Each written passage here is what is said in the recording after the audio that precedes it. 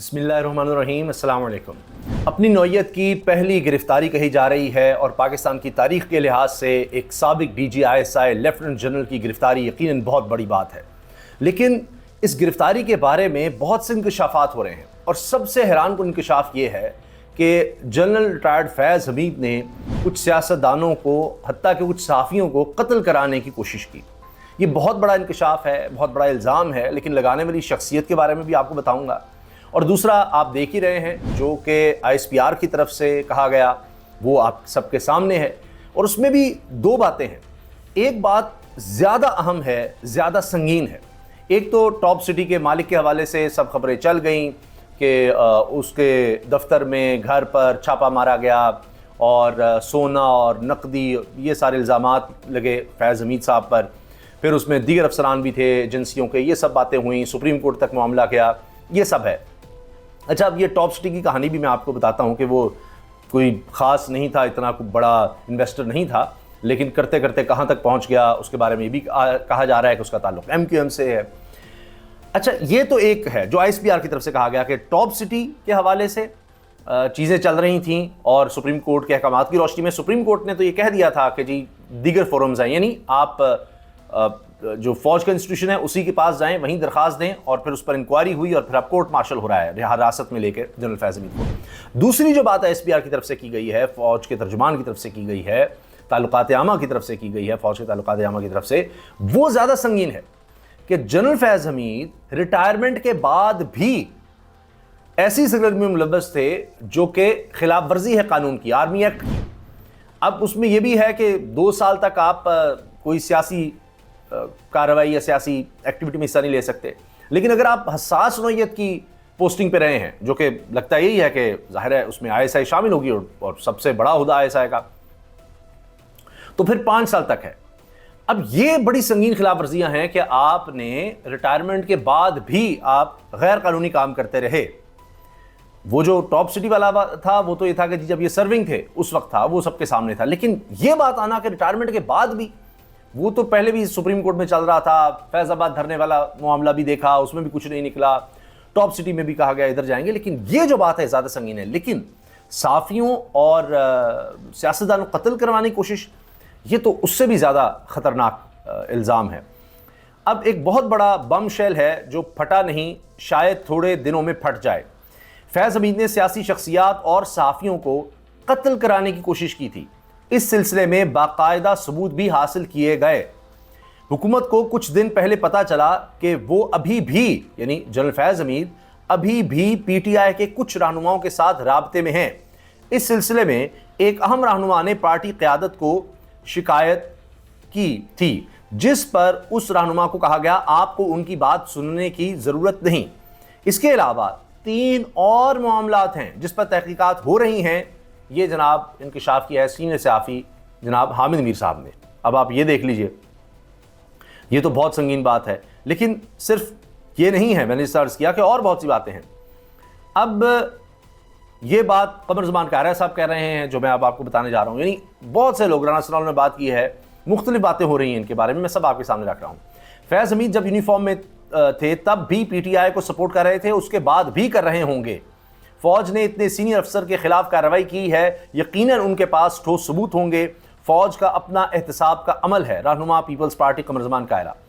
اب نوشین یوسف ہیں، یہ سینئر صحافی ہیں۔ فیض حمید گرفتاری کا سب سے زیادہ فائدہ عمران خان اور پی ٹی آئی کو ہوگا، کیونکہ وہ عمران خان کی جیل میں ہونے کا فائدہ اٹھا رہے تھے اور فیض حمید ان کو گائیڈ لائن دے رہے تھے۔ سینئر صحافی حامد میر، یہ بھی حامد میر صاحب نے کہا ہے۔ سرکاری حیثیت میں ملکی سلامتی اور مفاد میں حاصل معلومات کے غیر مجاز انکشاف پر آفیشل سیکرٹ ایکٹ اور آرمی ایکٹ کے تحت نمٹا جائے گا، 5 سال تک سخت سزا ہوگی۔ یہ آرمی ایکٹ میں یہ باتیں لکھی ہوئی ہیں، تو یہ آپ دیکھ لیجیے اتنی سزا ہو سکتی ہے۔ پھر اور بہت سی باتیں ہیں، اس پر بھی آتے ہیں۔ اچھا، اس کے علاوہ یہ بھی ہے جی، کوئی بھی فوجی اہلکار ریٹائرمنٹ، استعفے یا برطرفی کے 2 سال بعد تک سیاسی سرگرمی میں حصہ نہیں لے گا، جبکہ حساس ڈیوٹی پر تعینات فوجی اہلکار یا افسر ملازمت ختم ہونے کے 5 سال تک سیاسی سرگرمی میں حصہ نہیں لے گا۔ خلاف ورزی کرنے والے کو 2 سال تک قید یا بامشقت کی سزا ہوگی، آرمی ایکٹ ہے۔ اب یہ بات بھی کی جا رہی ہے کہ فیض حمید کے خلاف درخواست گزار ٹاپ سٹی کے مالک کا تعلق MQM کراچی سے ہے، ایک معمولی سا آدمی تھا، اب کھربوں روپے کا مالک ہے۔ اسی سوسائٹی سے رینجرز نے اسلحے کی ایک بڑی کھیپ پکڑی تھی، اب یہ کیسے نیک ہو گیا اور کارروائی کا وقت بھی بہت اہم ہے۔ یہ خبریں اس وقت لگی تھیں۔ بیرسٹر گوہر چیئرمین تحریک انصاف کہتے ہیں جنرل ریٹائرڈ فیض حمید کی گرفتاری اور کورٹ مارشل جو ہے یہ تو ایک سٹرکچر ہے، فوج کی اپنی مرضی ہے اور ان کا اپنا ایک سٹرکچر بنا ہوا ہے، وہ جس کے خلاف کارروائی کرنا چاہیں ان کی مرضی ہے، وہ جو کرنا چاہیں۔ رانا ثناء اللہ کہتے ہیں یہ اقدام پاک فوج کے احترام اور عزت میں سنگ میل ثابت ہوگا۔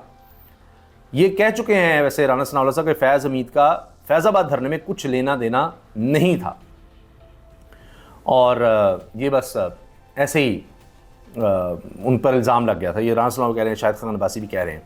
اب اس کے ساتھ ساتھ کچھ اور خبریں جو اسی حوالے سے ہیں، ان میں جناب فیصل واڈا صاحب کہتے ہیں فیض حمید کی گرفتاری ایک شروعات ہے، آنے والے دنوں میں عمران خان زمین پر لیٹ جائیں گے اور بڑے بڑے طاقتور لوگ آپ دیکھیں گے کہ ان کے ساتھ کیا ہوتا ہے، اور بڑا کچھ ہونے والا ہے۔ یہ ویسے فیصل واڈا صاحب تو کافی عرصے سے بہت سی باتیں کر رہے ہیں، کچھ ہم نے دیکھی ہوئیں، کچھ نہیں ہوئیں۔ یہ بھی کہتے ہیں جی ملک کو اب کوئی ترقی کرنے سے نہیں روک سکتا، یہ سینیٹر فیصل واڈا صاحب کہہ رہے ہیں۔ ویسے پچھلے 2.25 سال سے ہم دیکھ ہی رہے ہیں، پتہ نہیں انہوں نے ترقی کس چیز کا نام رکھا ہوا ہے، تنزلی کو انہوں نے ترقی کہنا شروع کر دیا شاید، اور اس کی وجہ سے ہم یہ حالات دیکھ رہے ہیں۔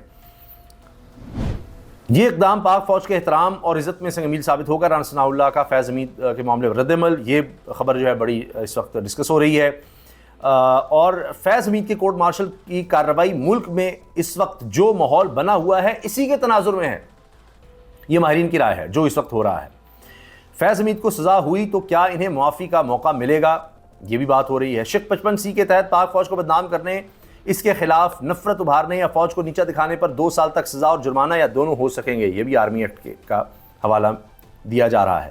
تو اب دیکھتے ہیں کہ کیا کارروائی ہوتی ہے، کیونکہ معافی والی بات کے حوالے سے یہ ہے کہ وہ آرمی چیف کے پاس اختیار ہوتا ہے ویسے کہ جی وہ کوئی اپیل کر سکیں اور پھر یعنی آرمی چیف ان کو معاف کر سکتے ہیں۔ تو ابھی یہ بات کی جا رہی ہے کہ آرمی چیف کے پاس اپیل جائے تو پھر وہ اس پر فیصلہ کر سکتے ہیں، سزا کم کر سکتے ہیں، اور عدالتوں سے بھی ہوتا ہے بعض اوقات اگر آرمی چیف اپیل پر معافی نہیں دیتے یا سزا کم نہیں کرتے تو اس کے بعد پھر عدالتیں ہیں، اور پھر وہاں سے ریلیف نہیں ملتا تو صدر پاکستان آئین کے آرٹیکل 45 کے تحت اختیار رکھتے ہیں کہ وہ کسی کو سزا کو کم کریں یا معاف کر سکیں۔ تو یہ سب یہ آپشنز ہیں، سزا کے بھی ہیں اور اس کے بعد بھی، لیکن ابھی تو آگے دیکھتے ہیں کہ کیا چیزیں سامنے آتی ہیں۔ جو الزامات لگے ہیں وہ میں نے آپ کے سامنے رکھ دیے ہیں۔ تو یہ بڑا ہی ہائی پروفائل کیس ہے، بہت اہم، اور پاکستان میں بھی اور پوری دنیا میں ظاہر اس کو دیکھا جائے گا، اور پاکستان کے موجودہ حالات پر آنے والے دنوں میں مستقبل پر اس کے بڑے گہرے اثرات یقیناً مرتب ہوں گے۔ شیئر ضرور کیجیے گا، ویڈیو کو لائک کریں، سبسکرائب کریں، اپنے کمنٹس کا اظہار کریں اور سپورٹ کرتے رہیں، کیونکہ یہ چینل آپ کے سپورٹ سے چلتا ہے۔ اللہ حافظ۔